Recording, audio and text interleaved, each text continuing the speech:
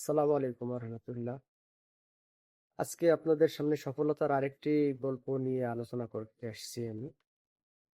তো আমার মনে হয় সফলতার চাবিকাঠি চারটা বিষয়ের উপর নির্ভর করে।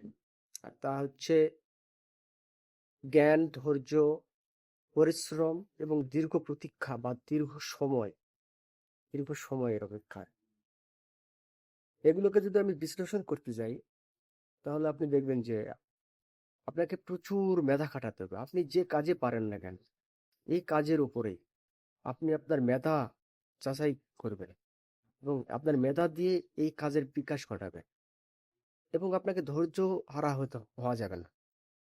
আপনাকে ধৈর্যের সাথে এই সকল কাজ করতে হবে। দীর্ঘ সময় ধরে দীর্ঘ ধৈর্যের পরীক্ষা দিতে হবে আপনাকে এবং অক্লান্ত পরিশ্রম করতে হবে। দিন রাত আপনাকে অক্লান্ত পরিশ্রম করতে হবে।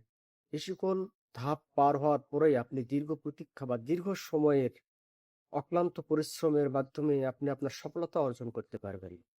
কারণ আল্লাহ তাআলা পবিত্র কোরআনেও বলেছেন যে ইন্না মাল উসরি ইউসর, মানে নিশ্চয়ই দুঃখের পরে সুখ আছে বা কষ্টের পরে সুখ আছে।